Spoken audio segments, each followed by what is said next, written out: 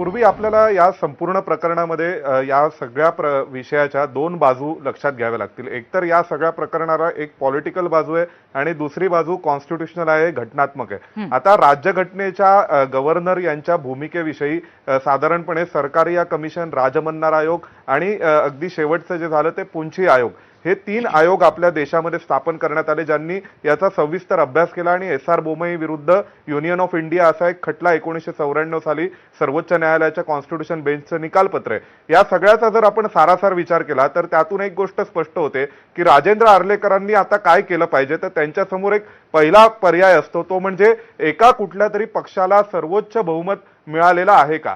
जर त्या पक्षाला सर्वोच्च बहुमत मिळालं असेल तर त्या पक्षाने येऊन सरकार स्थापन करणं.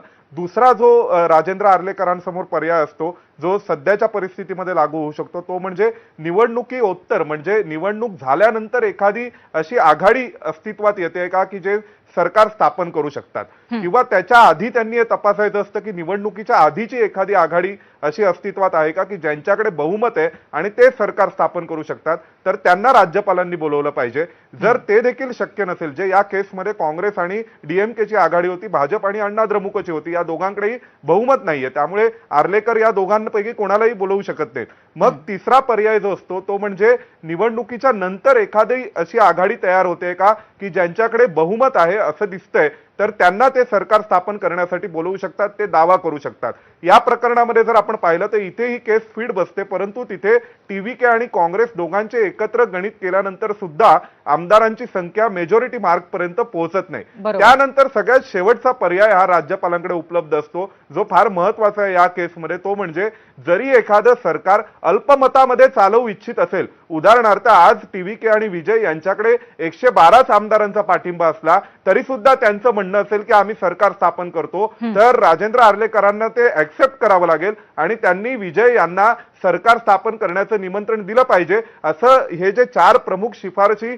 सरकारी आयोग, राजमन्नार आयोग, पुढे एस.आर. बोमई खटल्यातून समोर आल्या त्या दिसतात. त्यामुळे राष्ट्रपती शासन लागू करण्यापूर्वी सर्व पर्याय हे राज्यपालांनी पडताळून पाहायचे आहेत या प्रकरणामध्ये सरकार स्थापन करण्यासाठी. आणि कोणतंही सरकार स्थापन होत असताना संबंधित मुख्यमंत्र्याकडे 50% आमदारांचा पाठिंबा असलाच पाहिजे असं गरजेचं नाहीये. उदाहरणार्थ आपल्याला आठवत असेल 2014 साली देवेंद्र फडणवीसांचं सरकार जेव्हा स्थापन झालं होतं, तेव्हा सुरुवातीला शिवसेनेचा पाठिंबा नव्हता आणि 144 खासदार भाजप सोबतही नव्हते, आमदार भाजप सोबतही नव्हते. मग अशा प्रकरणामध्ये आवाजी मतदानाने पाठिंबा झाला होता, कारण राष्ट्रवादी काँग्रेसने म्हटलं. तू हे उदाहरण देतोयस आणि त्यामुळे याच अनुषंगाने आता आपल्याला हे